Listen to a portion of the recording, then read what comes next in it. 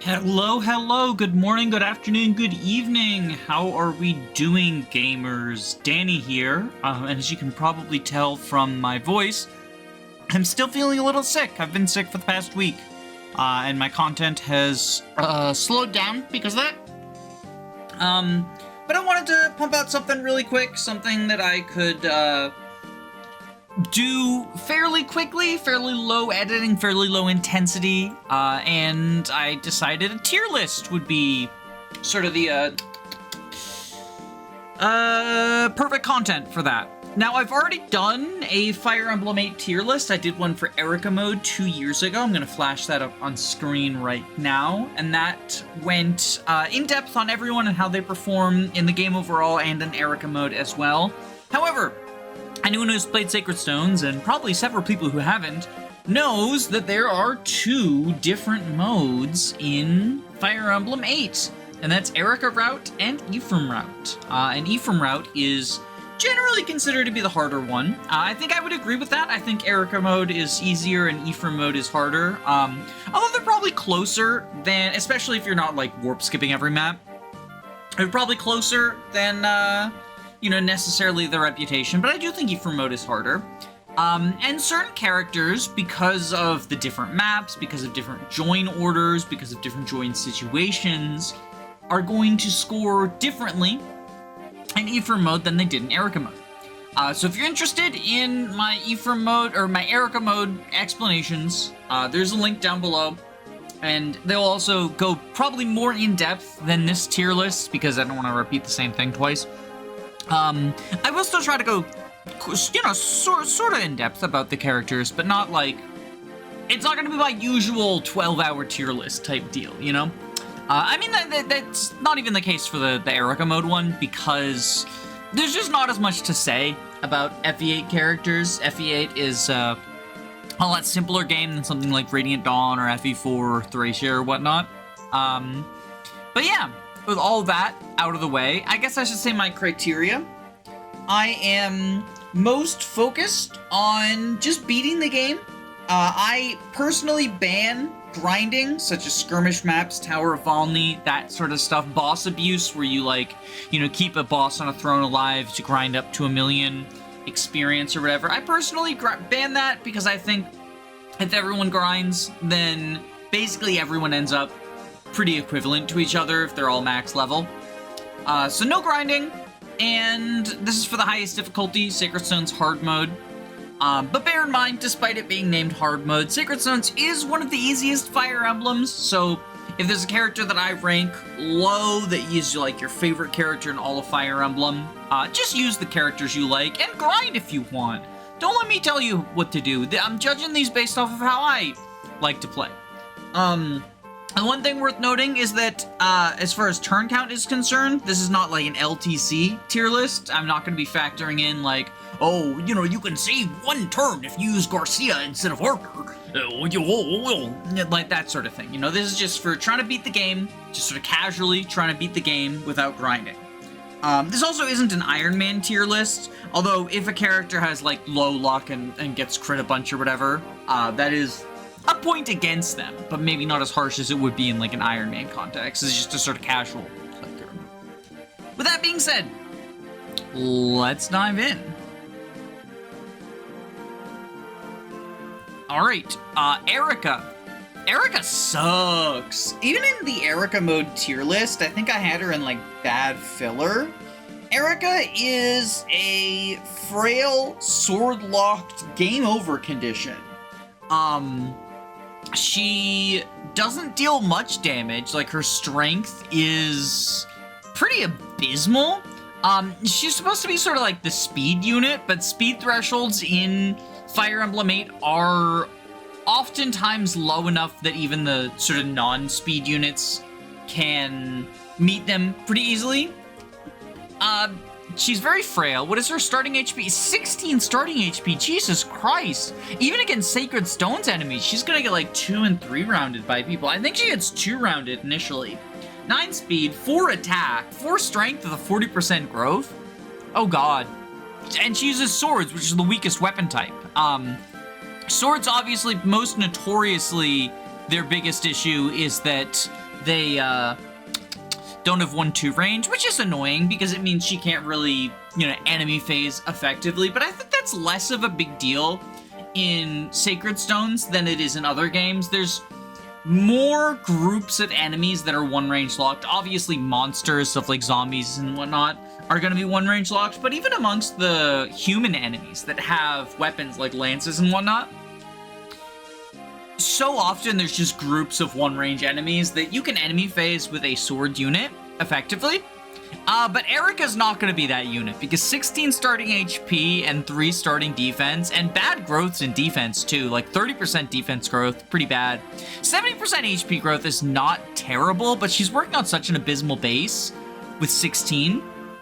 And her promotion is story locked. She can't get her promotion until near the end of the game. She does get a horse, and that's kind of cool.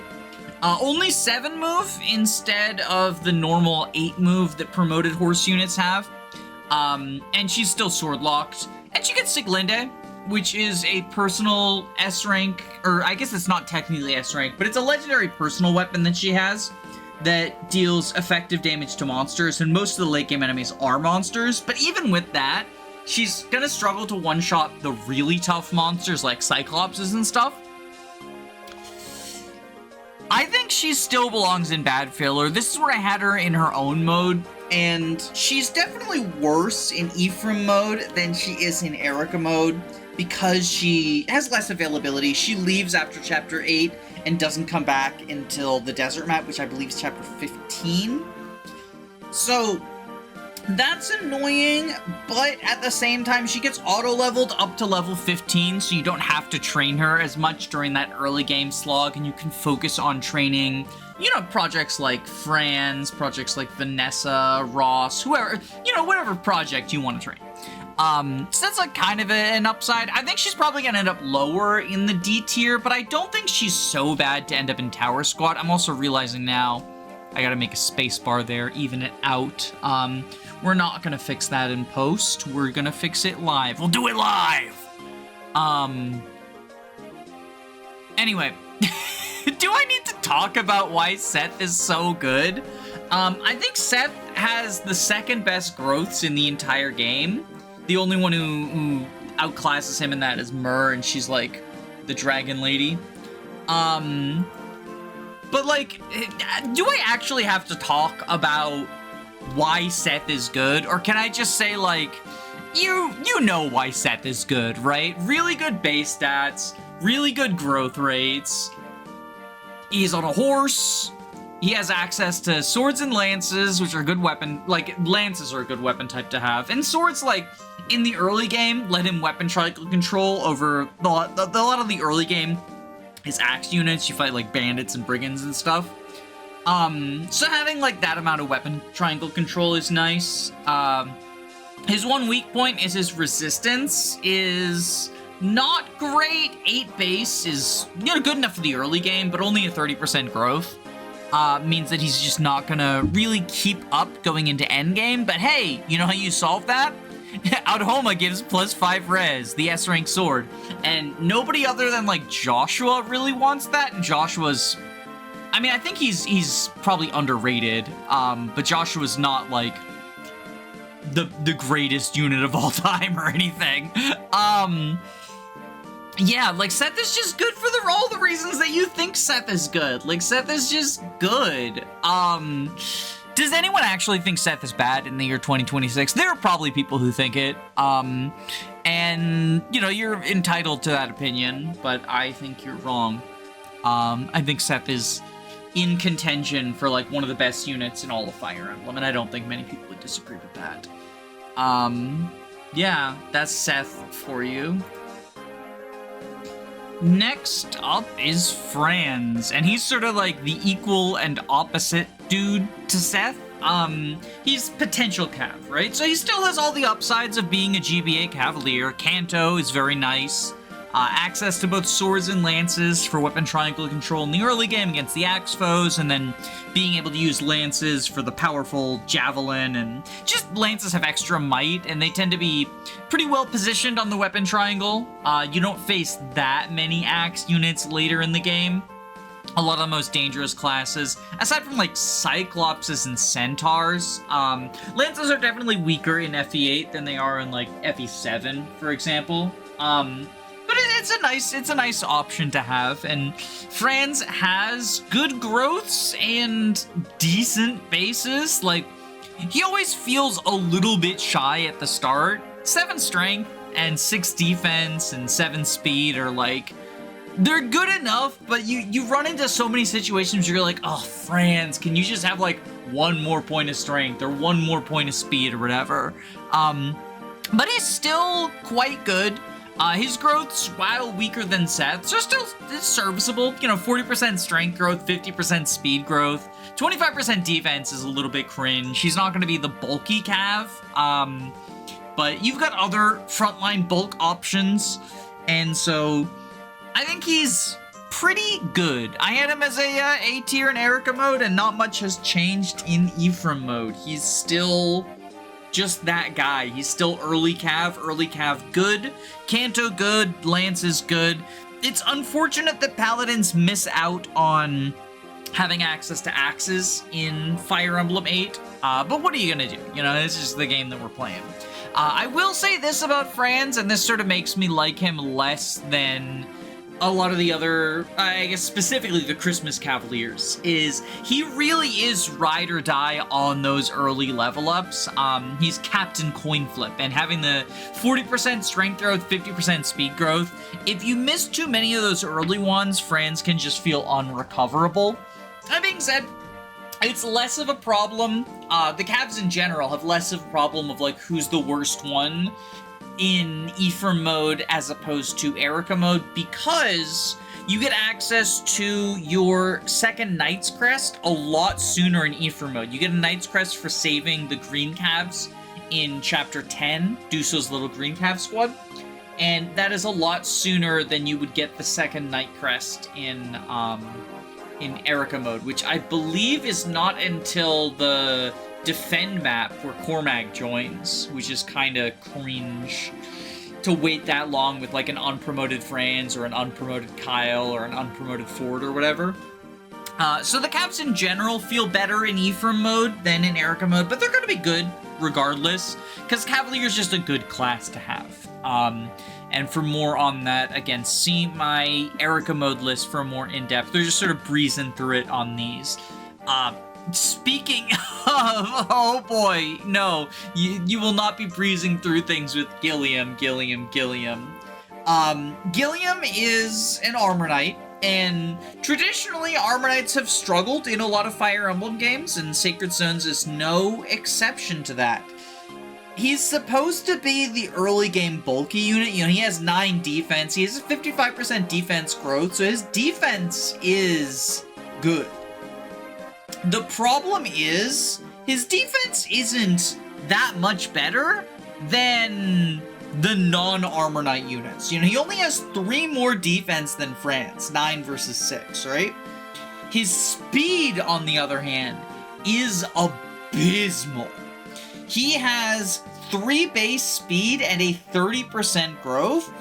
He is going to be getting doubled by people pretty frequently. Like, right out the gate, there's going to be foes that double him, right?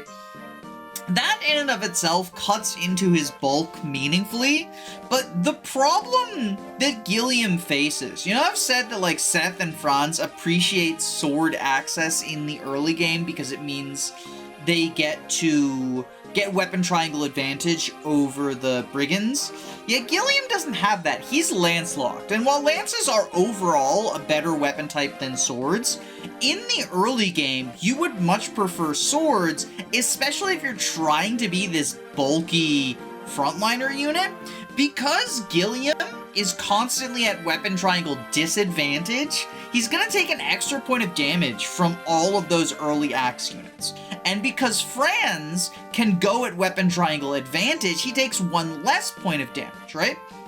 So, Franz effectively, against the Axe Brigands, has functionally 7 defense, and Gilliam has functionally 8 defense.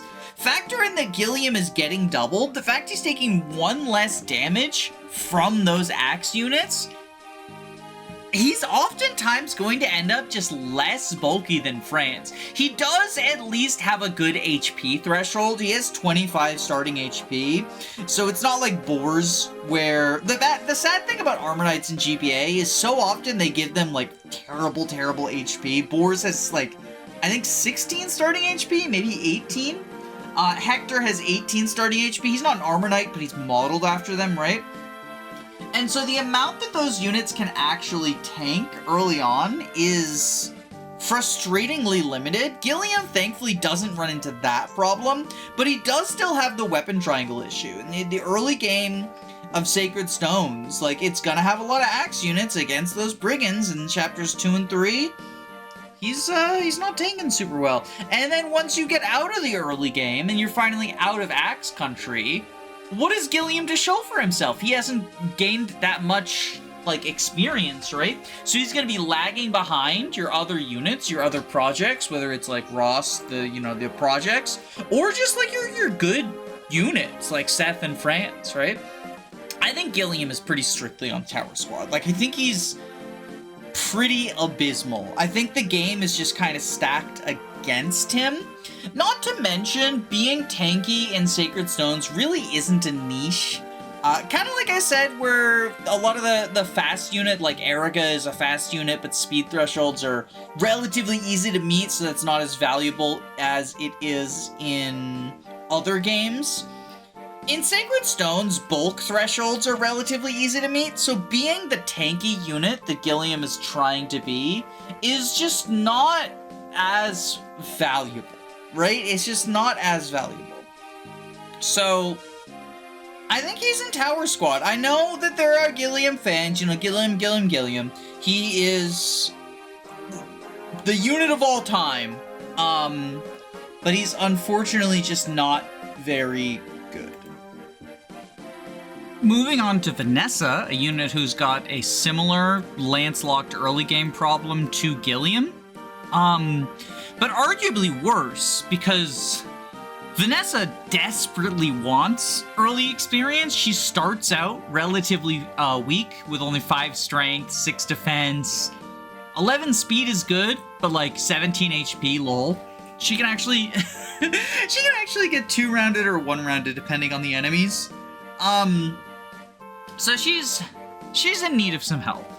And it's gonna struggle to get it, because she's gonna have very weak hit rates against all these foes. She's going to deal pitiful damage and need kills set up for her and stuff. The difference, though, between Vanessa and Gilliam, why does it keep doing that? Why do you keep doing that? I'm not trying to highlight everyone, Jesus Christ. I'm not editing that out, by the way. We're leaving this in. This is the 6-tier list. But the difference between Gilliam, and Vanessa, right, is the payoff. Gilliam, he becomes either a general or, like, if you're based, a Great Knight, right? He's also fighting with the Christmas Cavaliers and Franz over a Knight Crest, which is a very in-demand promotion item.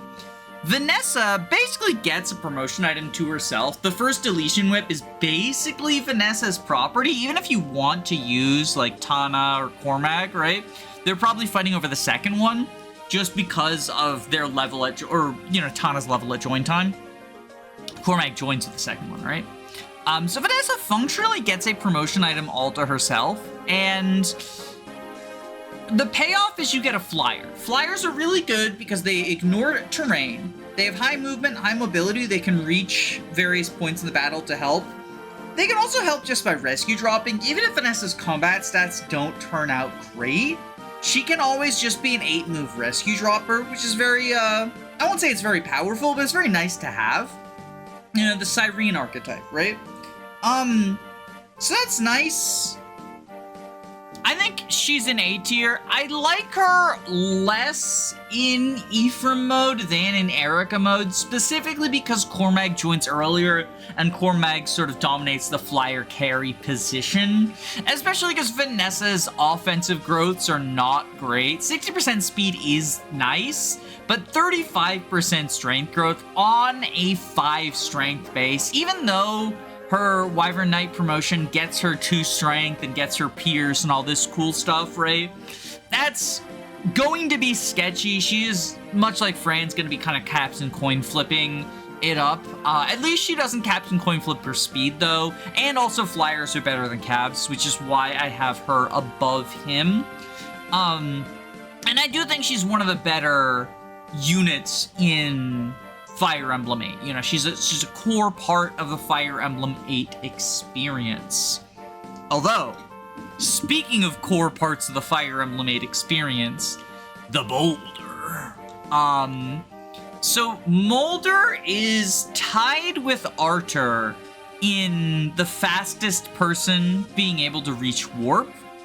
He starts out with C-rank staves, and the nice thing about him is he's, even outside of warp shenanigans, right? Because warp lets you basically skip maps, or even if you're not skipping, make maps a lot easier by teleporting select units halfway across the world in order to do whatever you want. Like, oh, you know, I'm held back by Gilliam. I chose to invest in Gilliam. He's low movement. I can teleport him into combat using warp, right? Even if you're not warp skipping, warp is very powerful.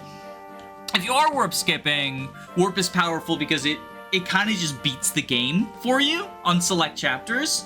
Like on a hard chapter like Last Hope, where you're defending in Fog of War, you can just warp a souped up Ross in to kill the boss or something, right? So warp is very powerful in that respect. Warp is powerful if you're not warp skipping, just for helping people get where they need to be is always going to be good, because units can really only contribute if they are where they need to be. And a lot of people are going to struggle to get to where they need to be. Even the high movement units can sometimes struggle to get to where they need to be in a timely manner if there's like time-sensitive objectives like saving the villagers in Syrene's map, or even recruiting Syrene on time, you know? Something like that. And so having warp to sort of get around that is super nice. But even outside of warp, Moulder is your early staffer, so he's going to kind of just be staff bot out of 10. Like, at bare minimum, even if you're not warping, Moulder would be B tier. I think the existence of warp and the fact that he's tied with Artur as the fastest to it elevates him to A tier. I'd say low A tier, but he's still a core member of like the Sacred Stones experience. His combat is also pretty bad, but if you promote him to Bishop, he can get Slayer and do decent against the weaker monsters. He's not going to do good against strong monsters, and his Sage combat is kind of lull, although he does kind of have the, he's got the meme of the Boulder, because his high con means he's like, I think he's the only one not weighed down by the S-rank animatome. So if you want to meme around with him, Sage is not terrible. Sage's combat is generically better than Bishop's, and I think Slayer really only makes the difference for Moulder. Like, it allows him to contribute against some of the weaker monsters, because his combat stats are not great. 4 base magic on a 40% growth, even with Bishop's +2 to magic, is not going to be phenomenal, but he's here for staff utility, right? He's here for heal, he's here for physic, he's here for restore. Restore is a big deal as well. There's a lot of Berserks in chapter 14, Berserk and Sleep, and those you're gonna want and Silence. You're gonna want multiple restore users, and he's sort of, you know, and he has it at base, right? He's a shoo-in for it, right? Staffing is just very nice. It's very nice. It's your healing, bare minimum, and then there's a bunch of utility stuff beyond that. This is where we get controversial. And I got controversial with Ross in the Eirika mode tier list as well, you probably saw. I know a lot of people love Mr. Training Project, but unfortunately, Mr. Training Project just doesn't have the sauce, right? Obviously, he starts out weak, right? You know, 15 HP, 5 strength, 3 speed. These are not meant to be phenomenal stats. Ross does not have phenomenal starts because he's supposed to be the 0 to hero guy. Unfortunately, his growths really don't support 0 to hero. His most standout one is a 50% strength growth, which is good by FE8 standards. I believe that's tied with Seth. Yeah, that's tied with Seth. And so ignoring Myrrh, who's kind of a special exception, It's going to be the highest strength growth in the game. The rest of his growths are pretty awful.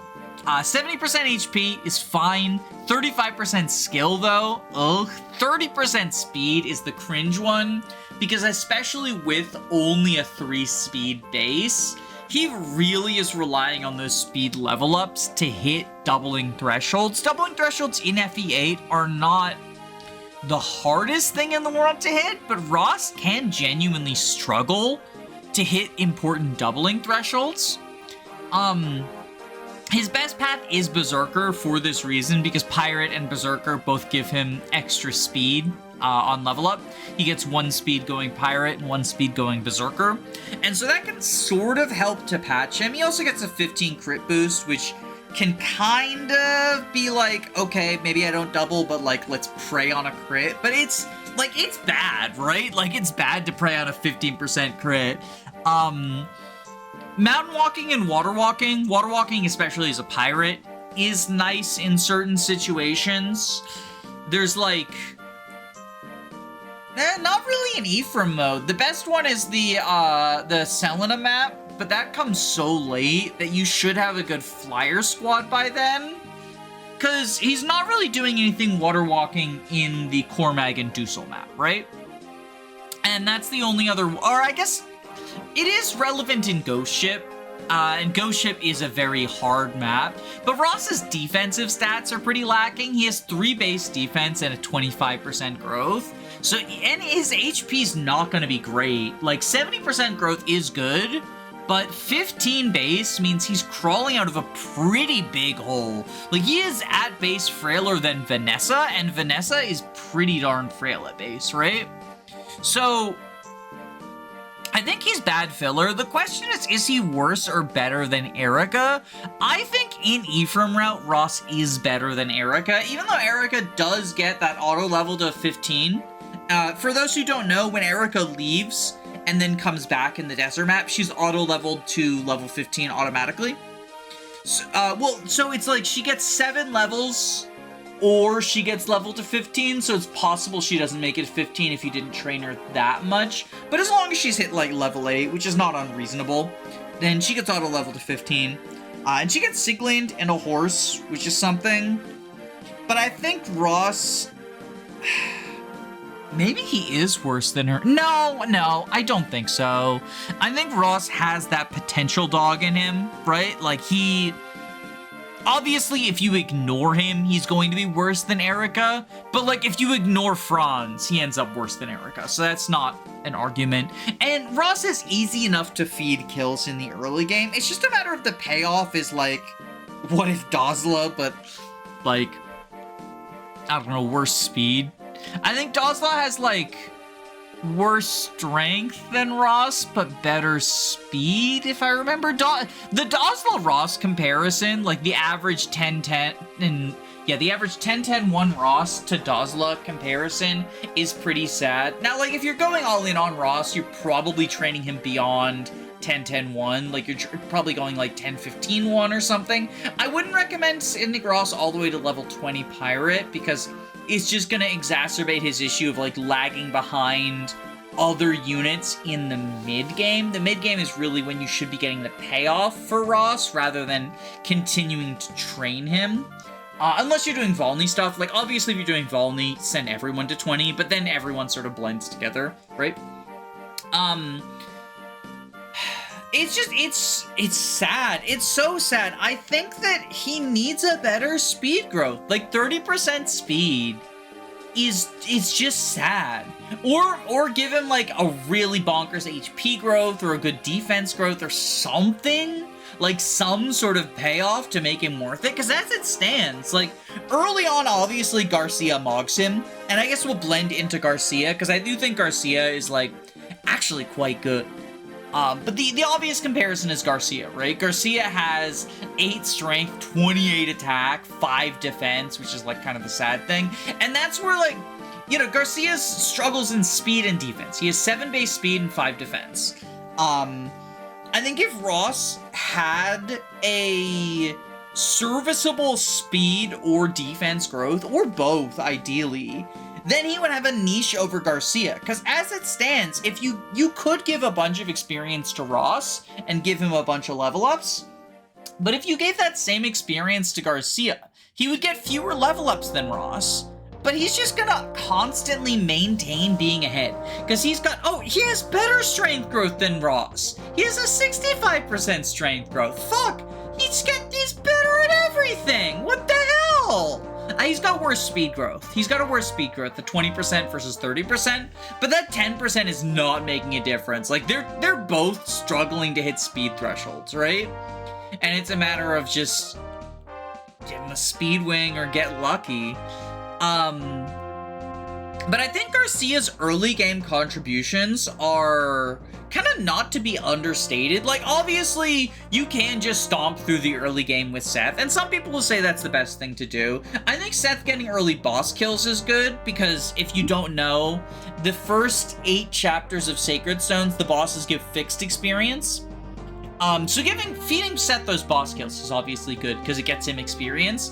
But just stomping through the entire early game with Seth is gonna hurt your project units if you're trying to use, like, Franz, Vanessa, whatever. And Seth sort of struggles to set up kills for projects. Garcia does that, and he also just is self-competent, right? 28 HP is a lot, even with only 5 defense. 8 strength is a lot, especially because he uses axes, which is the best weapon type, or, the highest might weapon type. 7 skill is decent. It can help make up for axe accuracy issues. Obviously, Garcia is not a super great long-term unit. He runs into the same issues as Ross, having, pretty abysmal speed in the long term. His mid-game's gonna struggle. But if you feed both Ross and Garcia the same amount of experience, surprisingly, Garcia maintains a lead on average against Ross for most of the time until, like, the very, very late game. Now, obviously, Garcia can't go berserker, so he lacks the mountain walking and water walking utility, but that doesn't come up that often, to be honest. So it's really just the 15% crit bonus, which is just not that good. I think Garcia is probably either B tier or C tier. Where did I have him in my Eirika mode tier list? I actually don't remember. In Eirika mode, I had him at the bottom of C tier. That feels about right. I'm gonna stick him there for now, but I think in Ephraim mode, he's probably better in Ephraim mode than in Eirika mode, because you don't get access to, like, early Gerik. And so you get Duessel, though. You get Duessel. And Duessel's just better than early Gerik. I think his early game is nice. The early game is pretty Seth-dominated, but Garcia does stuff early on.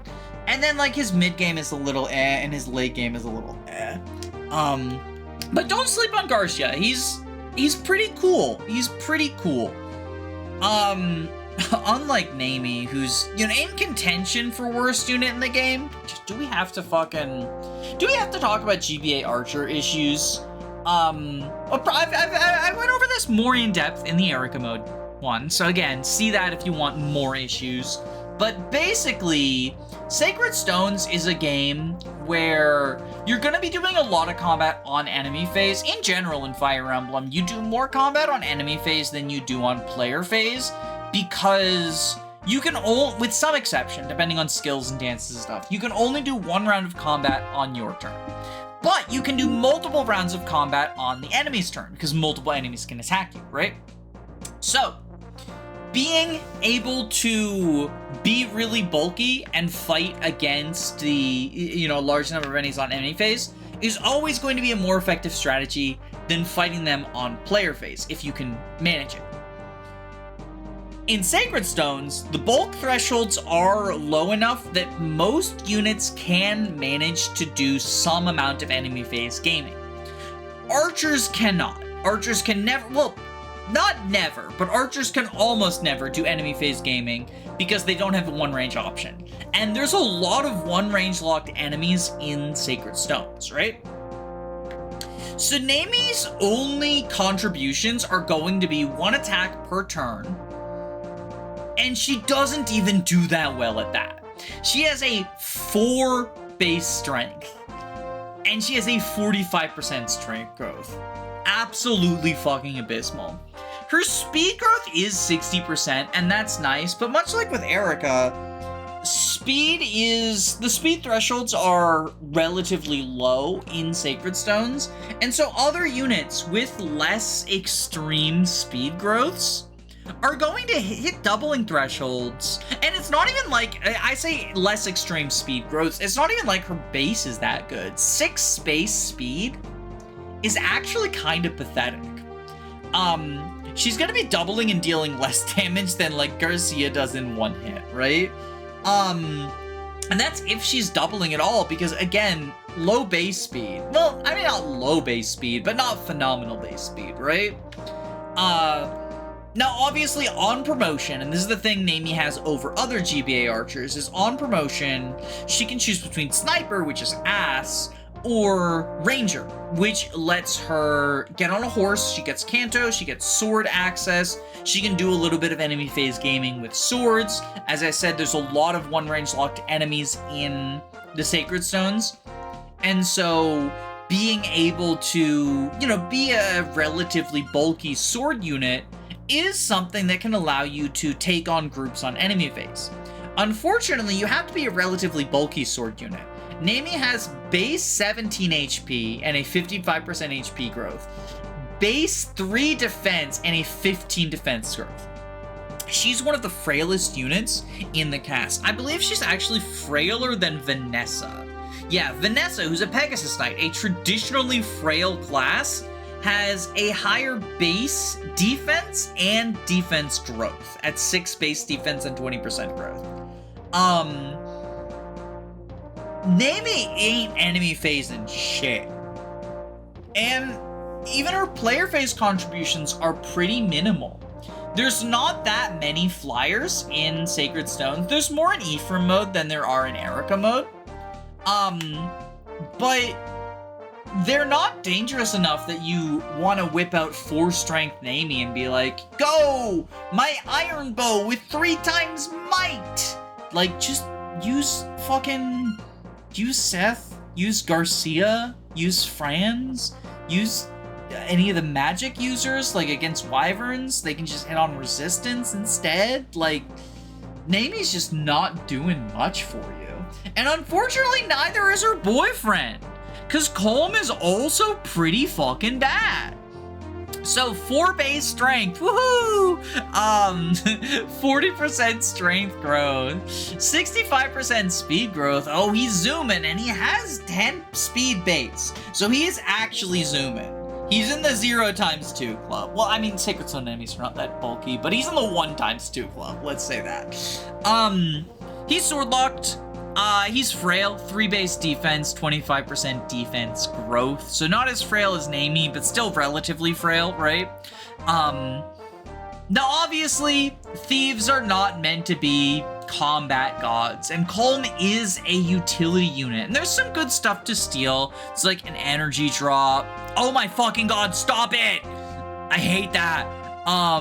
Is there, like, can I lock it? Can I, like, if I do this, dock tier list, what if I do that? And then that. Nope, it doesn't do shit. It doesn't do shit. So, Colm.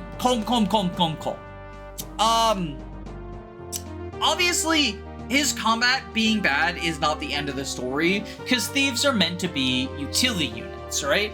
His speed is relevant for his thief utility, but unfortunately, he needs to do combat in order to take advantage of that speed growth, because he's just not going to gain enough experience through stealing. And 10 speed is like... you run into that funny, quote-unquote, situation, where he can't steal from the enemy thieves on his join map. So if they steal like a vulnerary or a chest key or a red gem or whatever, you just lose it forever. And that gives Colm a bad taste in your mouth, but I do think he is kind of... he's the thief of all time, right? He steals... there's an energy drop, there's an angelic robe, he can open chests. and you need him to open chests to get, like, all the treasures in Chapter 8, for example, which include promotion items. He can steal he can steal, like, the speed wings from Amelia if you're not bothering to recruit her, I guess. There's some good stuff to steal and some good chests to open, and Colm is kind of necessary for that. I think I like him less than Garcia in Ephraim mode, but in Eirika mode I had him above Garcia. Maybe it's also just that over time I like him less. I think he's fine though. Like, the main thing, it's so hard to evaluate GBA thieves because they're not meant to be combat units, right? So his combat being abysmal doesn't matter. You're rating how much the items he steals matter to you versus the combat that other units are doing, right? And I think this is how I currently feel in the moment in August of 2026. Yeah, that's sort of how I'm feeling.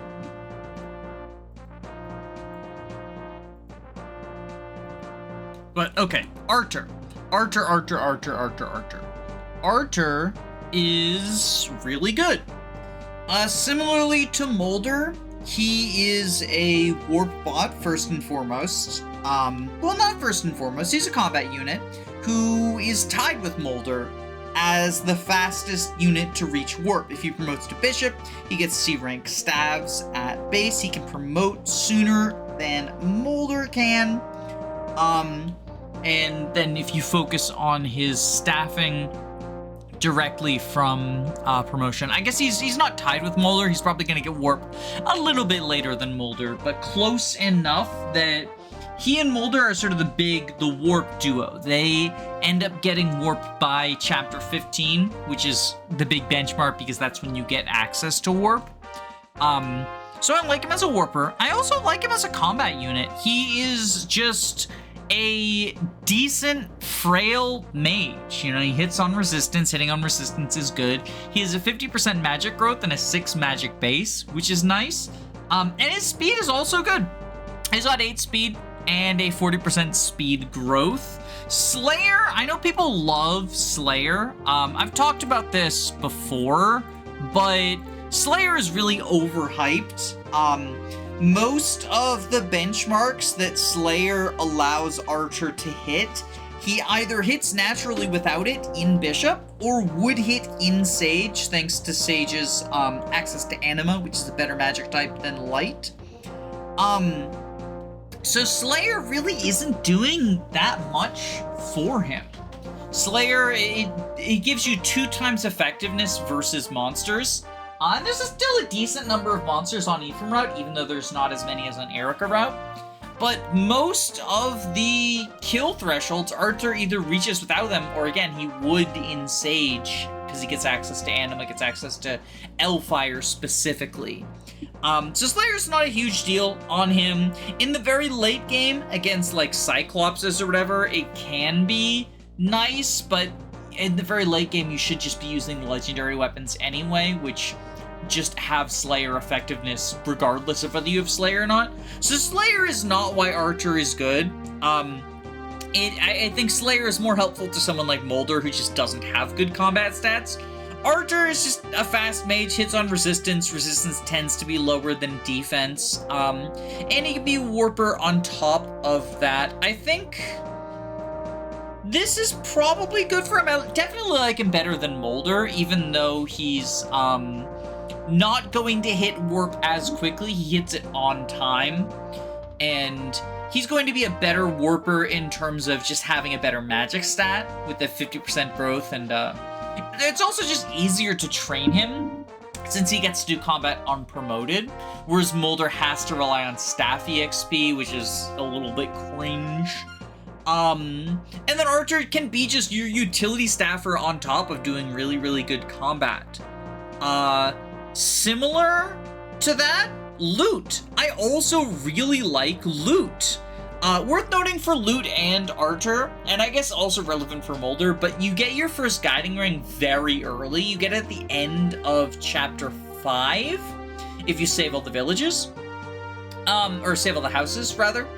And it's less relevant for Moulder because he's definitely not early promoting. It's just because staff EXP is slow and he only has access to heal and mend at that point. But Lute and Artur, if you really focus them down and get experience, you can promote them by like the end of chapter 6, usually, I feel like. And early promoted Lute or early promoted Artur can do quite a lot in terms of just building up their staff rank. Lute, unfortunately, starts with a lower staff rank than Artur. Typically, she wants to go Mage Knight because she gets a horse from that. And she'll be at D rank, although Sage is also D rank, so it doesn't really matter which way she goes in terms of the staff rank. But the main advantage Lute has, because she's got a very similar stat spread to Artur, 6 base magic, 60% or 65% growth, and 7 base speed with a 45% speed growth. Her speed is worse than his, but it is good enough for Sacred Stone's doubling thresholds. And she uses a better magic type and has a slightly better magic growth and magic stat. So she uses Anima. She typically wants to go Mage Knight. She'll have Anima no matter which way she goes, but she uses Anima, which is better. Like, Elfire is just one of the best weapons in the game. And the nice advantage she has is she gets a horse. It is a 7-move horse, which is unfortunate, but it's still, you know, Canto, it's extra movement. She can be a warper if you really focus in on her staff rank, but I think the bigger thing for her is just hitting C rank stabs. She gets Restore, she gets, I think Physic is B rank, but she gets Restore, she gets Heal and Mend is like a little bit of extra staff utility, and she can be a 1-2 range pseudo-cavalier type girl who hits on resistance, and all of that is pretty cool. I like her about the same as Artur. I think a little bit less just because, well, I mean, because she can't be a warper, or unless you really try hard, she's not going to be a warper. The horse is nice, though. Elfire's nice. Her stat spread is, you know, their stat spread is very, very similar. They're both very frail, fast enough mages. I could put her above him. I think the bigger thing is, so their join situation is weird. Artur joins in chapter 4 at the start. Lute, you need to visit the village to recruit her, and she's sort of in an awkward place, isolated from people. Chapter 4 is a big training chapter, because chapter 4 is when you first face monsters. There's a lot of monsters to kill, and you get a lot of experience that way. I think that's sort of the difference maker, is visiting the village and recruiting Lute. It's a little bit harder for her to get experience, to get sort of pull ahead of the curve and be able to use that early ring. She does get a horse if she uses that early ring, and even if she doesn't use the early ring, the second guiding ring is also relatively quickly. I think she's a little bit worse than Artur, but not significantly so. I see a lot of people say Lute is trash, and that kind of confuses me because she is kind of just Artur, but with estrogen. So like, I don't know, Artur's good, Lute is also good, and she can be a horse girl, right? Like, it's not a strict downgrade that she doesn't have as easy warp access. She can be a horse combat unit, and horse combat units are, I mean, this is GBA, right? Horse combat units is where you want to be. Similar to that, Natasha can be a horse staff unit. And Natasha is, you know, another very easy comparison to Moulder, who's just sort of the ideal early staffer. Natasha just has worse stats than him. She starts out with D rank stabs, which is unfortunate. It doesn't immediately matter, but it's gonna mean that it takes her longer to get to things. Like, she hits Restore on time, no problem, if you're using her, obviously. She hits Restore on time, no problem, but hitting things like Physic and Warp is going to be a little bit more difficult. It's gonna take a little bit more effort. Moulder gets there more naturally. She's sort of torn because Bishop gets her staff rank, right? Between her two promotions, Bishop gets her staff rank. which she wants because she starts with a lower staff rank. A D rank staffs in chapter 5 is like, it's not terrible, but it just looks bad compared to Moulder. And if you want to hit warp on time, you do want to go bishop. But on the other hand, if she's going bishop, then she is just a worse version of Moulder. And sort of her unique thing is that she gets access to Valkyrie instead of Sage, which is Moulder's promotion option. And Valkyrie is a horse class. It's only 7 move, much like the others, but it is still, you know, it's a horse class. Horses are good. And so, like, is it enough to put her on par with Moulder? No. But is it enough to give her an actual niche, especially when the only other horse healer you get is La Rochelle and, like, lol La Rochelle? Yes, I think so. I think she's outclassed, but if you choose to use Natasha instead of Moulder, you know, whether it's because you want this horse unit or just because you like her better than Moulder or whatnot, she'll still do fine. I think she's sort of the definition of an outclassed but fine unit. She can sort of slot into that staffer role if you just want an additional staffer, right? Like in chapter 6, the Fog of War map, sometimes you want someone to use the torch staff and someone to use the heal staff in the same turn. I think in chapter 7 and 8, it's also sometimes nice to get an additional staffer. After that, you've probably promoted either Artur or Lute, but if you're early promoting Moulder, right? Like if you decided, I'm gonna early promote Moulder instead of early promoting Artur and Lute, then Natasha can still function as your second staffer into the mid game, and that can be fine. And I do think the niche of being, or having the potential to be a horse unit is also cool. There's some nice stuff you can do with just being a 7-move heal, mend, restore in particular. 7-move restore bot is really nice in chapter 14 because of just how many status staves there are in chapter 14. The Great Oak Keep map, and in the whatchamacallit, the Gorgon map with all the petrification and stuff, right? Just having extra movement on your restore staff user is nice. Next up is Joshua. And so Joshua's probably the unit I got the most comments about in my Eirika route tier list. I maintain that Joshua is probably a little bit underrated on Eirika route specifically. As I said, there's a lot of enemies that are one range locked, and so being able to be an honestly quite decent combat unit against them is nice. 24 HP, 5 defense is like, for the early and mid game, decent enough. And then 14 speed, 8 strength, even with swords, which are the weakest weapon type. He's going to be doing some kills. He has C-rank swords. He basically gets the C-rank swords to himself because no one other than Seth is going to be able to use them. And Seth would rather focus on 1-to range lance combat most of the time. That being said, in Ephraim mode, I think Joshua is a lot less useful. You get Moulder a little bit later, like 1 chapter later, and just not having it for dealing with Kalek is a little bit annoying. There are fewer one-range locked units on Ephraim mode than there are on Eirika mode, which is not the end of the world. Like, there's still a decent number of them, but I think it does impact Joshua, and you just get better combat units sooner as compared to Eirika mode. Like, you get a lot of really good combat units faster than you would in the Eirika route. I do still think he ends up in peak filler, but I think towards the lower end of peak filler, I would put him at. He is going to be decent in the early game, and if you choose to use him, decent in the mid game.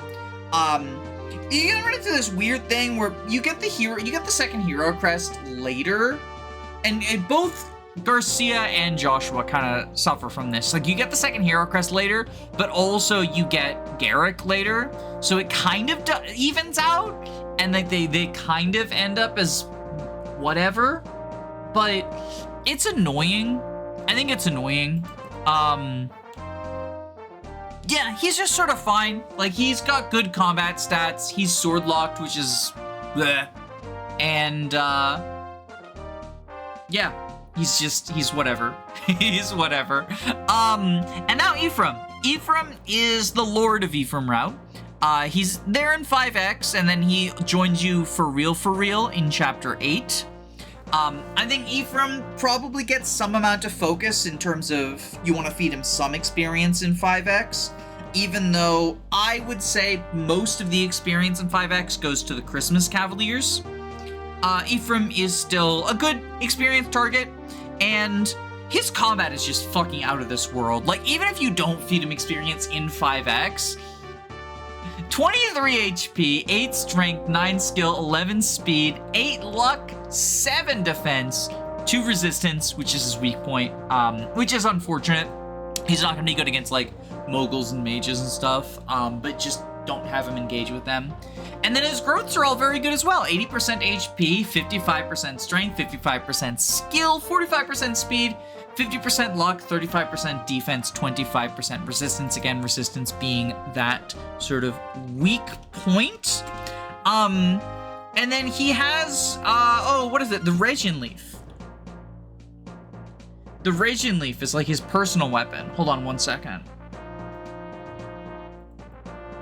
So obviously, if you're doing like 1-2 range combat, then Ephraim's gonna be using javelins and spears and stuff. But I think what really pushes him over the top is the Regen Leaf, which is his PRF weapon. It has 45 uses, so you can use it quite a lot, and it is just a 10 might 80 hit lance with effectiveness against mounted units and armored units. And there's a lot of mounted units and armored units in Fire Emblem 8. And so against them, it's functionally a 30 might 80 hit lance, right? That's kind of fucking busted.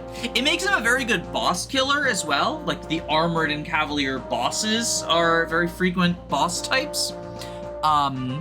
And so he ends up sort of naturally chaining experience through them. The biggest thing I think that holds Ephraim back is his promotion. He has a story lock promotion at the end of chapter 16. Same with Eirika at the end of chapter 16. But he can, because he gets a horse, a 7-move horse, but still a horse. And he gets the Sigmund, which is his sort of lance version of the Siglinde, right? Effective against monsters, really high might, all that fun stuff. But before that, in the mid-game, his combat can kind of get dwarfed as the rest of your units start promoting. And that always feels a little bit frustrating. Still, I think he's a solid A-tier unit. I'd probably put him at the bottom of your core team members. I can see the argument to have him, like, here, although, honestly, like, Regen Leaf is really good. His stats are really good. Him getting a horse eventually is good. It's just that late promotion. The late promotion is the thing that really gets me hesitating on him. But I think he's probably... Yeah, I'll leave him there for now. I'll leave him there for now, and I'll re-examine after we talk about, the rest of the units, including Forde. I'm a Forde, you're a Forde, you're a Forde. Forde gets memed on. He's the weakest of the Christmas Cavaliers, and that is, or not of the Christmas Cavaliers, of the 3 Sacred Stones Cavaliers, he's the weakest, and that often leads to people saying he's trash. He's still a Cavalier in Sacred Stones, like, he's still fine. 24 HP, 7 strength, 8 speed, 8 defense, he's fine. You get 2 Night Crests very early on, and I personally like promoting Kyle and Franz. Like, you feed, because you can feed units in 5X. Kyle and Forde basically get free experience in 5X if you choose to focus on one of them, and then they can sort of catch up to Franz, who's had the entire game to kind of train up, right? I like Kyle better. I think he's just, like, slightly better in terms of the stats, but Forde is still fine. I think I had him in B tier for Eirika mode, and in large part that was because you focus on either Franz for the early game or Kyle for the feeding him 5X type deal. And Forde kind of never gets the second Night Crest. I think that is true in this case as well. I think Kyle and Franz get a lot better because of access to the extra Night Crest. But I think Forde is still B tier. I'd put him about the top of B tier, probably. It feels about right. But he's still B tier to me. I think that even with the 2 Night Crests, you just give one to Kyle, one to Franz. I don't really see a situation where you give both Kyle and Forde a Night Crest, and if you're choosing between Forde and Kyle is just kind of better. Like 9 strength, 7 speed, 9 defense. He's bulkier, he's stronger, he only has 1 less speed. Yeah, like he'll hit those speed thresholds anyway. I like him quite a bit. I think he's basically guaranteed to get one of those 2 Night Crests, right? Because the biggest problem he faces in Eirika mode is he's fighting with friends over the Night Crest, so depending on how you do your experience, but I think with Kyle basically being guaranteed to get one of those Night Crests, I almost want to say I like him better than Vanessa, which is probably a little bit controversial because Vanessa is the early flyer. Early flyers are goated. But like Vanessa does struggle to get that experience early on. Kyle basically gets it for free. He kind of feels like a Gerik situation where you're not a pre-promote, but you might as well be. And I like that. I like that on him. I'm gonna put him up there. It's close.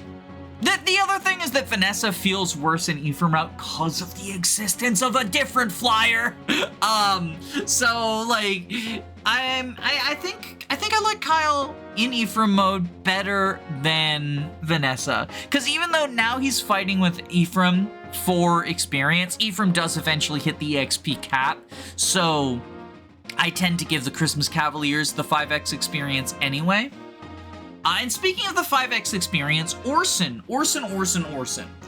So for those who don't know, Orson is a pre-promoted unit who joins you in Chapter 5x and then leaves at the end of 5x. He's only around there. So he is kind of not a real unit, and I ranked him in D tier on my previous tier list, and I'm gonna put him in D tier on this one as well, because he serves as like a 1-chapter Jagan, right? And I think that there are a lot of units in Sacred Stones, specifically all the F tiers and some of the D tiers, who contribute less throughout the course of the entire campaign than Orson does in the 1 chapter he's available. He's got phenomenal stats in that 1 chapter too. 34 HP, 15 strength, 11 speed, 13 defense. Like, he's never dying, he deals a lot of damage. He's often able to sort of whittle enemies down and set up kills for the Christmas Cavaliers, or just make the chapter easier on you if you're struggling on it. I don't think 5x is particularly difficult, but I know some people will say it is. You know, it's frustrating, it's difficult, it's hard, it's whatever. It's the Iron Man killer. And if you're struggling with 5x, I would say use Orson. Obviously, don't feed him all of the experience, especially in Ephraim mode, where like Ephraim and the Cavs want EXP. But use him to sort of bait out enemies, to set up kills for the Christmas Cavs. Your experience is not so tight that you cannot use Orson, right? Or that like using him will lock you out of promoting people and stuff, right? EXP is, I say this a lot, but EXP in Fire Emblem is not as tight as people tend to think it is. I think, especially in the older FEs where there's not really that much grinding available and people see that experience is a limited resource, they treat it as like, if I don't optimize all of my EXP, my units will completely fail. Especially my growth units, right? And that's just not the case. Like, your EXP is not as tight as you think it is. And Orson makes 5x easier. And, you know, Orson making a single chapter easier is more than Gilliam and Neimi are doing. I think I like him less than Ross and Eirika in this in Ephraim mode. I had him above Ross in my Eirika mode tier list, but I do think Orson feels worse in the mode where you want to train all 3 units, you know, Ephraim, Forde, and Kyle, as opposed to in Eirika mode where you really only wanted to train the 1. Why does it keep doing this? What is going on?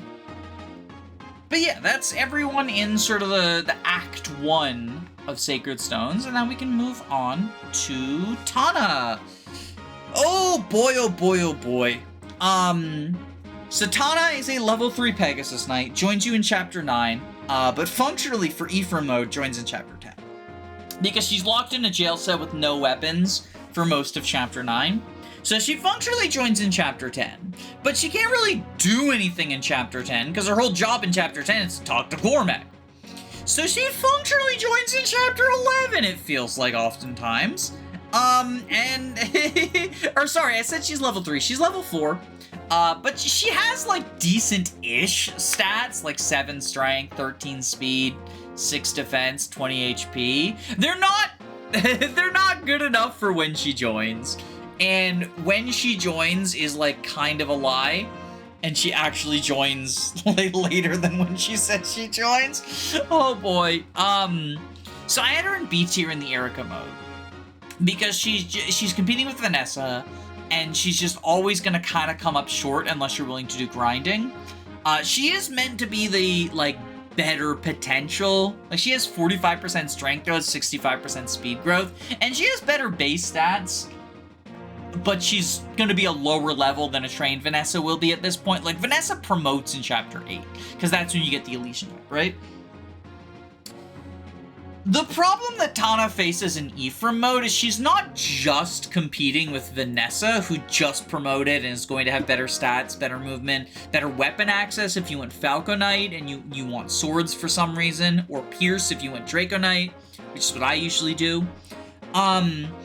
She's also competing with Cormag, who is like the flyer of all time. It's very sad for her. I think it's enough that, like, I had her at the top of B tier in Eirika mode. I'm gonna tentatively put her towards the bottom of B tier as outclassed and still fine. Because, like, she is still a flyer. She can, at the very least, do, like, rescue dropping stuff. But honestly, what I'm describing sounds like peak filler. I think she's peak filler, actually. I think the existence of 2 better flyers than her and several other better combat units means that she just feels like a filler unit. Like, she can do some stuff for you in Ghost Ship. 7 res, 20 HP, she can fight moguls or whatever. But she's gonna get herself, like, focused down. Oh, God, she's so pathetic. She's so pathetic. Tana. Tana is like the ultimate, this unit exists because of the tower unit. I say that, but like Marisa exists, right? I made an entire video on Tana if you're interested. I'll link it below if I remember to, and if I forget because I'm sick, pester me in the comments and I'll do it then.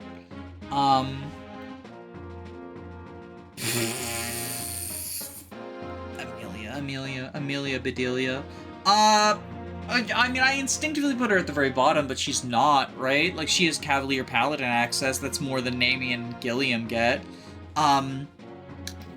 Amelia is like Ross, except for she joins in the mid-game.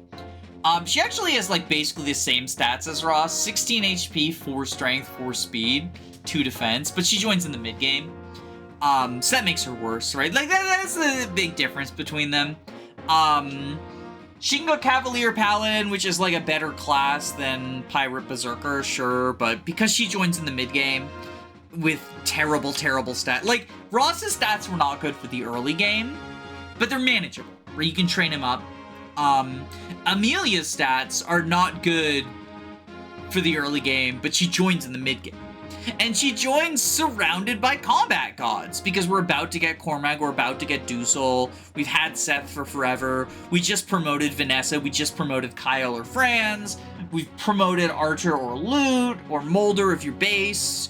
Like, we got plenty of combat. We don't need, and like, you could argue, oh, but that makes her easier to train than Ross. But like, it's easier to train Ross than Amelia because Ross gets to fight the early game. I will say this.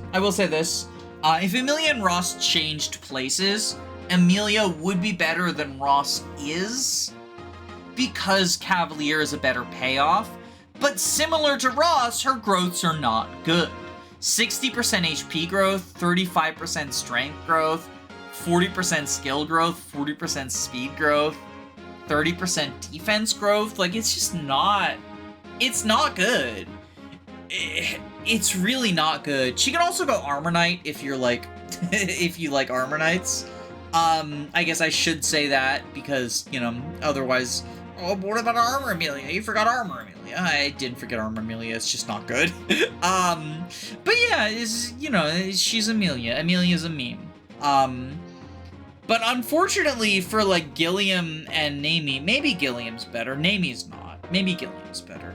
I don't know. I said Gilliam was worse in my Eirika mode list. And I'm reconsidering that. Gilliam's so fucking trash, though. I think when it comes to the Tower Squad, right? We rank them based on their potential because at base they're doing nothing. So, like, what is her potential? You know, Gilliam goes Great Knight, Amelia goes Paladin. Paladin is better than Great Knight. Bada bing, bada boom. And now we get to the big dogs. So these are the units that are going to be most affected by the Ephraim mode glow up. Cormag and Duessel, because they join earlier. And their stats are, well, in Cormag's case, he has slightly worse stats. He joins as a level 9 Wyvern Rider.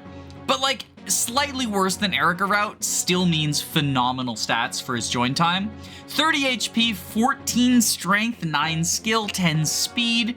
That's, like, the only shaky one, but it's fine enough for Sacred Stone speed growth, or Sacred Stone speed thresholds, especially with a 45% growth. 4 luck, 12 defense, 2 resistance. Again, his resistance is his weak point. A lot of units have resistance as their weak point. It does mean Mughals and especially Gorgons can be really scary. Late game does have a lot of scary magical enemies, but you can kind of keep them out of magical combat if you need to. Yeah, Cormag is kind of nuts. He's also level 9 and joins with the second Elysian rip in his inventory. So you can either train him using his very good growths, you know, 55% strength growth, 45% speed growth, 25% defense growth, and sort of manage things that way. Or you can give him 1 level and then immediately promote him and have him be basically a pre-promote with worse growth potential, but better short term. And I think either of those are feasible routes to take him. The short term is very nice because Phantom Ship comes up right after you recruit him, and Phantom Ship is one of the harder maps in the game. And even after Phantom Ship, there's a few maps where, like, you know, you dock in the port, and then you fight against Selena, and both of those are really good flyer maps, and then having him in the desert, really good flyer map. Or if you make him a growth unit, he just can be the carry for the rest of the playthrough. You know, obviously Seth is, like, the carry for most playthroughs, but you know, he can be the flying carry, right? There's uses to having a flyer, even if he's gonna have worse combat than Seth, or, you know, long-term he'll have better, but, you know what I mean, right? Being a flying carry is really, really good, and he's kind of the only one who can do it. Like, Vanessa can, but she struggles to. Like, it is kind of Cormag's world and we're living in it. Flying carry just has more flexibility in terms of if you want them to kill the boss, where they can go, how you can warp them, or you don't need to warp them and just have them fly over stuff. I think Cormag is, like, top of A tier on Ephraim route. I think he's one of the best units in Ephraim route, bar none. Challenged, potentially, by Duessel, who is also kind of phenomenal. He's a Great Knight, so it is the, you know, 6 move mounted unit, which is unfortunate that he's stuck at 6 move. As opposed to, like, 7 from, like, it's less than your unpromoted Cavs would get, right? He's basically a promoted infantry, but he's a promoted infantry that gets Canto, so that's nice. The big thing about Duessel is he just has stupid stats.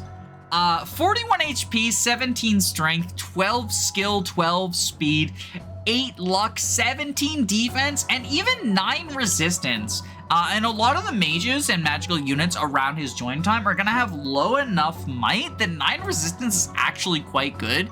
And his res growth is 30%. Granted, he's a level 8 promoted unit, so he's not gonna be leveling up that much, which is why, like, his good growths are not what makes him good. Like, he has good growths. 55% strength, 45% defense, 30% speed. It's just his base stats. I mentioned that Ghost Ship is one of the hardest maps in the game.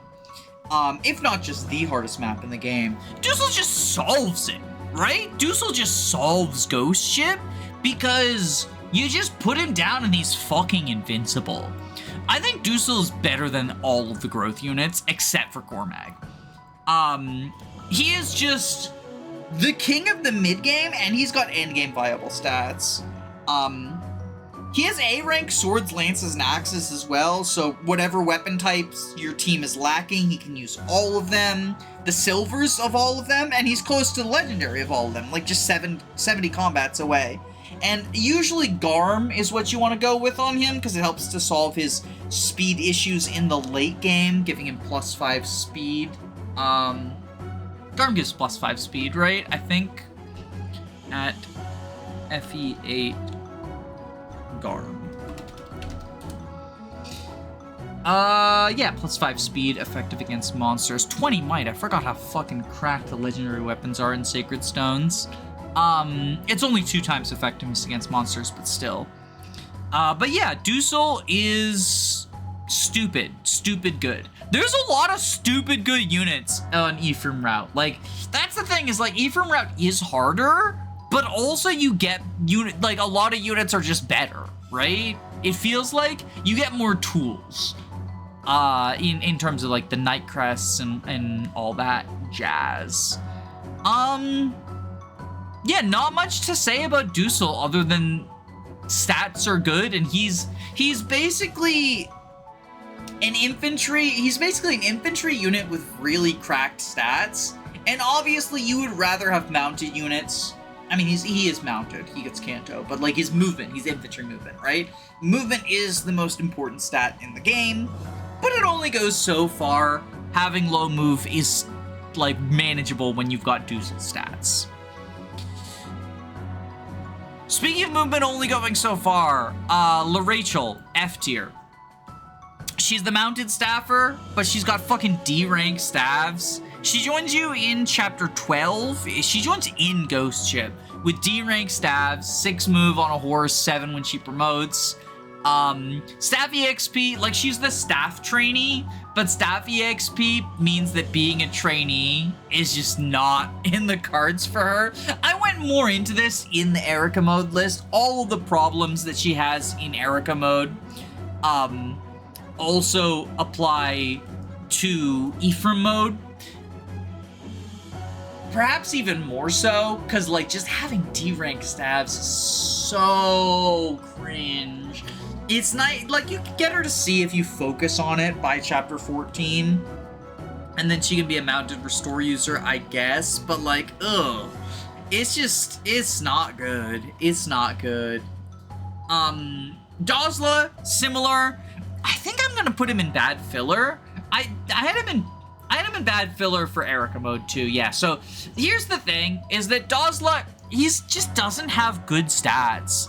He's a berserker, 43 HP, 16 strength. 16 strength, Jesus Christ! That's less strength than Dozla, isn't it? Yeah. He's supposed to be the big hit stuff hard guy, and he's got less strength than the tank. Oh my god. I'm gonna put him underneath Ross. I do think that running the numbers next to each other, yeah, Ross is gonna be slower than Dozla. What's a 10-10-1 Ross look like compared to Dozla, actually? I'm very curious. FE8, Ross, 10-10-1. He has equal... No, he has 1 more strength than Dozla, 1 more speed than Dozla, less defense, 2 less defense. Yeah, so he's 10 less HP. That's the big one. Oh, this is running him as a hero. Whatever, it's close enough. So Dozla's like about on par with Ross. He's like a little bit bulkier. He hits a little bit less hard. And he's gonna be a little bit slower. That's depressing for Ross, because Dozla sucks. I think Ross, again, it's kind of like Amelia. The potential is there. And I think based on the potential, I'm gonna put him above Dozla. Dozla, more like Stinkla. Ewan. So, Ewan, similar to Amelia, is just, he joins way too late. He can be a Mage Knight. Like, his payoff is he can be a Mage Knight. Or you can go Summoner if you really want a Summoner. I don't think Summoner is particularly good in Sacred Stones. I have an entire video about why. But if you do want a Summoner, you probably only want one, and it's probably Knoll, because he gets it for free, especially in Ephraim route. So it's just kind of like, why bother? I like him better than Amelia, because, like, Mage Knight is a more unique payoff, and Summoner is a more unique payoff, if you want that. It's not a good one, but it, like, exists. But yeah, he's just a trainee. Joins way too late. It's also, I guess, worth noting that because he has fire tomes at base, it's easier to train him than Amelia, who relies on javelins and, like, terrible accuracy. Marisa is the worst unit in the game. She's a trainee Myrmidon who joins at the same time as Ewan. Less potential, and arguably a weaker start, because she's one range locked and gets beat to shit. She can do stuff in her join map. She can do stuff in the next map against, like, axe units and stuff. So, like, there's an argument that she's better than Neimi. There's an argument that Neimi's better than her. If we're going off of potential Swordmaster versus Ranger, Ranger's better. I don't know, y'all. I don't know. Like, Marisa versus Neimi is just something I'm... In the best of times, I'm not invested in, but when I'm feeling sick like this, like, fuck that, I don't know. Let's get back to good units. Let's talk about Gerik. So Gerik joins in Chapter 13. He joins with a Hero Crest in his inventory, and he's, you know, probably good to use it. Because of his later join in comparison to Eirika mode, I think... And because you'll have so many other strong units at the time that he joins, I think the most he can elevate to is peak filler. And honestly, I think I like him less as a filler unit than Garcia, simply because when he joins, like, you've got Duessel, you've got Cormag, you've got Vanessa, you've got the Cavs, you've got the Mages, you've got Ephraim. Like, when Garcia joins, you really just have Seth. But look at everyone you have in addition to Seth. Like, Seth didn't go anywhere. He's still on the squad. Look at everyone you have when Gerik joins, as opposed to what you had when Garcia joined, right? I think Ephraim mode Gerik is kind of washed, which is unfortunate. Tethys is, of course, still very good. She's a dancer. Dancers are always phenomenal. She's the worst dancer, in my opinion, in the franchise, but that doesn't mean she's bad. Dancers are always phenomenal. What's better than having one Seth action per turn? Two Seth action per turn. That's the best way to think about it. Rennac. So, basically a thief for the later portions of the game. And I think there's more important thievery in the early portions of the game than the later portions of the game. So I'm going to put him in bad filler. I think that he's kind of like, obviously once you get Rennac, you probably ditch Colm, but you get Rennac in Chapter 14. Is like 14, 16, and 20 have chests. And then there's some stealables. There's a stealable in 17. Or not 20, 19. Last Hope is Chapter 19. I think that he overall steals less valuable stuff than Colm does, so I'm going to put him in bad filler. But he's still, you know, thief out of 10. And then we get to Knoll. So Knoll is a shaman with terrible, terrible combat stats. I did an entire video about Knoll, by the way, if you want like very in-depth thoughts about him. But Knoll is a shaman with terrible, terrible combat stats. You should not use him for combat. The main thing Knoll is useful for is he's level 10. He joins after chapter 14, so you can instant promote him before starting chapter 15. And he can go summoner. Summoner lets you summon phantoms, which are little 1 HP goobers that you can use to manipulate the enemy AI. Enemies always going to go for a phantom because they see a kill, and enemies prefer going for units they can kill as opposed to units they can't kill. Because phantoms are not like your regular units, right? Them getting killed doesn't matter. You can just constantly resummon them. And so the benefit of phantoms is if an enemy attacks and kills a phantom, then they didn't attack and kill your units. The problem with this, in Sacred Stone specifically, is enemy quality is at nearly the lowest in the franchise. Sacred Stone's enemies are very, very weak, right? If an enemy attacks a phantom, sure, none of your units die. But theoretically, if an enemy attacks your Franz or Duessel or Cormag or whoever, none of your units should die anyway, right? If an enemy attacks your Lute, your Artur, your Forde, even, the lower quality people like Joshua, Garcia, Gerik, they still shouldn't be dying to enemies on enemy phase. And so, phantoms, an enemy attacks and kills a phantom, the enemy doesn't get counterattacked, and none of your units die. But if an enemy attacks one of your units, that unit isn't going to die, and they will get to counterattack and kill the enemy. As such, phantoms are usually not actually helpful and can sometimes be detrimental. Because if the enemy attacks and kills a phantom, that's one less enemy dying on enemy phase. And as I talked about with Neimi, the most effective way to do combat in Fire Emblem is to fight the enemies on enemies phase, and phantoms are not doing that. Now, obviously, there are some situations where you can't fight enemies on enemy phase, but typically that comes up in other Fire Emblems. That's just not going to be the case in most Sacred Stones maps. The enemies are not tough enough. It can be nice for like Siege Tomes or Ballista or like Shadow Shot, right? That sort of stuff. And I do think phantoms are useful for breaking eggs on the egg map, which is nice. And sometimes things go wrong, and it's nice to just have an emergency extra button. But overall, Knoll is just not really contributing much to actually getting through the game. He's not helping you kill enemies.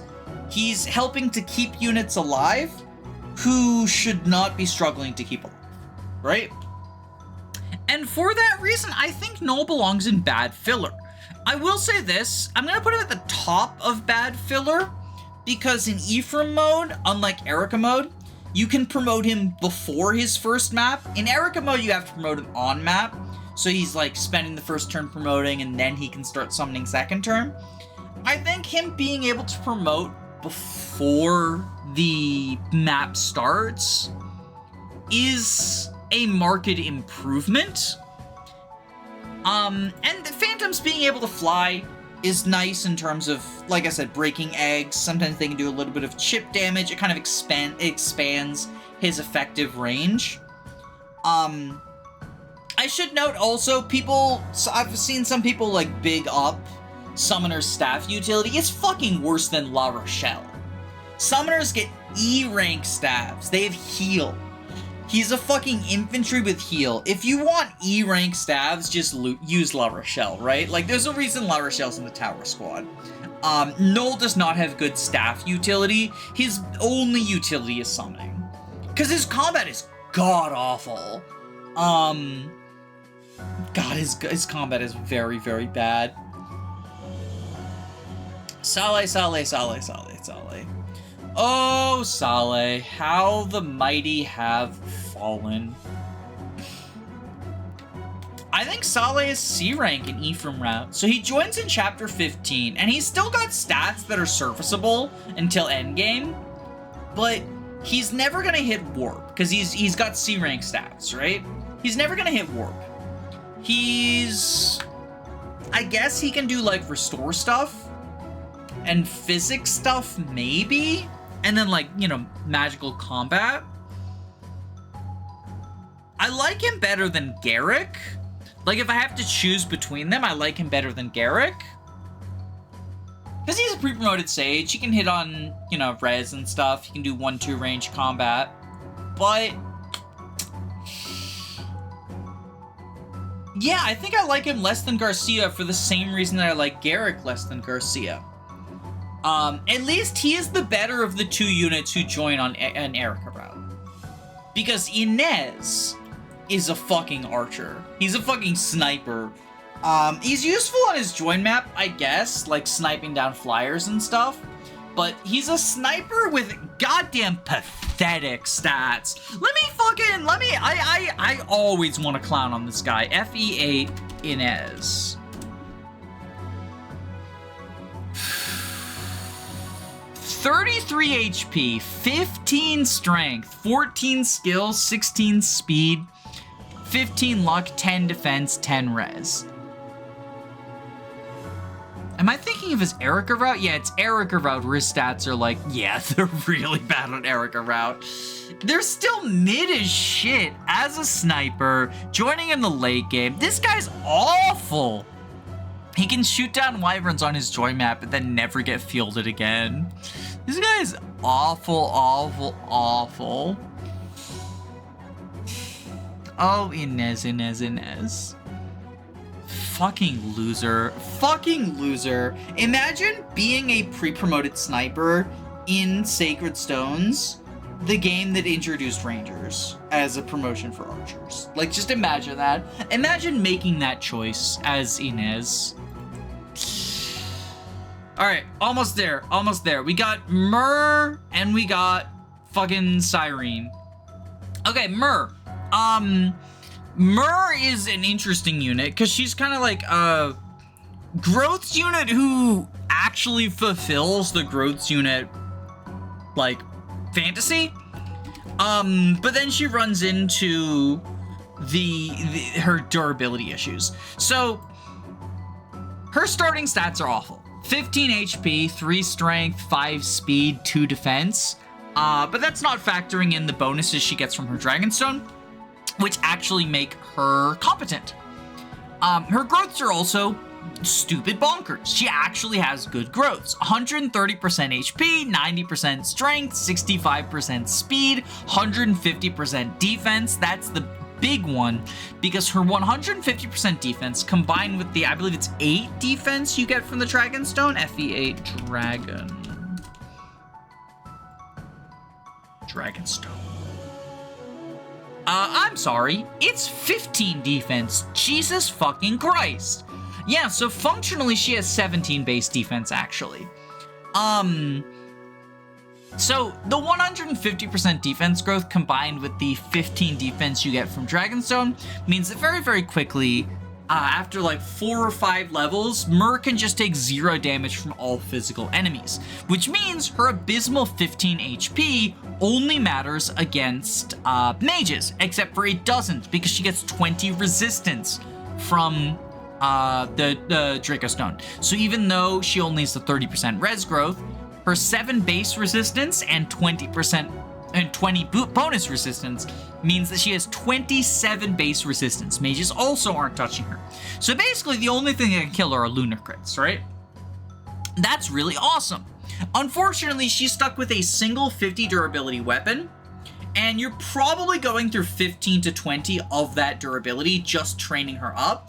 So she can only use 30 durability. She's basically got 1.5 maps in her after her training arc to actually make use of those phenomenal stats.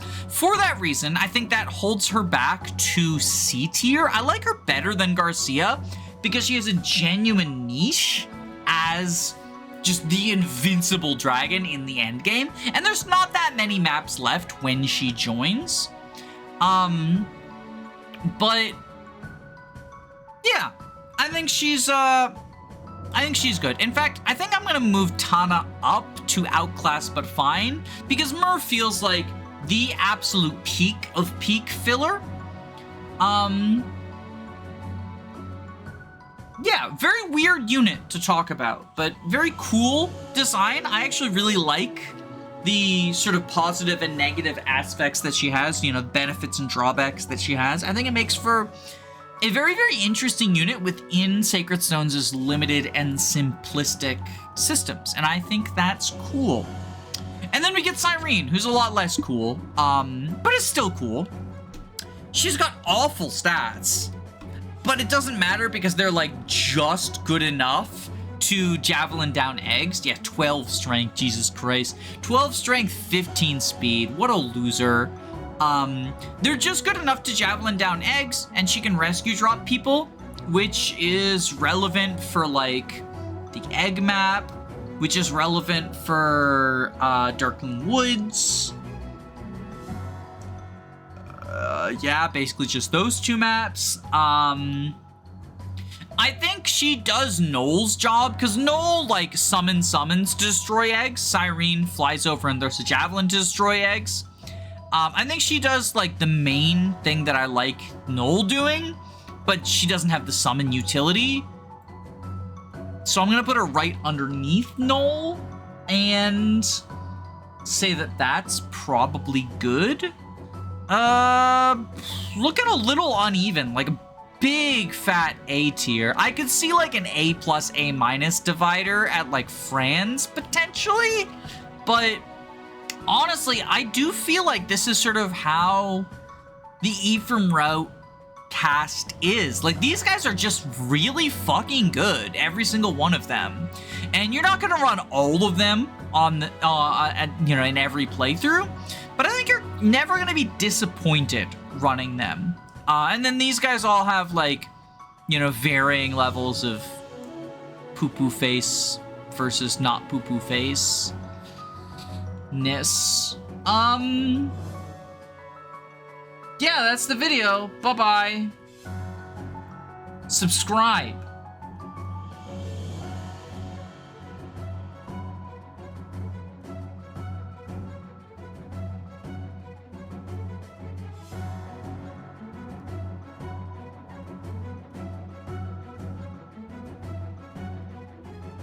Thank you to my patrons: Logs, Glup Shido, Eirika Forde, Perg Knight, YLO1, George Grenville the 7th PM, Jamie Collins, Arvis, Floahay, Amy Hazel, Hungry Heart, Hound Dogs, Burnt to Cinders, Crimson Claw, Fork King, Sarah, Ziggy WSB, Derek, Shinthia, Faulty Videos, Kyle Madison, Derek Williams, Anna Cabana, The Daily Fugle, Faye Magic Bite, Thoughtful Insanity, Robin Goodfeller, JT Spritter, Laura Hunter, Jonathan Durbin, Dragonback Lancer, Dysike, Chris, Root Bear Pians, Queen Eliza, Control Alt Aegis, Roman Chromantic, Knick Knack Hammersmack, Angel Nap Caceres, Zanwiff, Not Chino, Name Number 5, Squid Stats, Big Fan of Bishop Clement, Derek, Flingon, Edward C, Cabbage, Caius Cole, Bree Punchfighter Champion, Eggman, Maxine the Vampire Queen, Sardonic Muse, Wesley Toma, Sensitive Luigi, Rage, Dr. Frying Pan, Toon, Turzy P,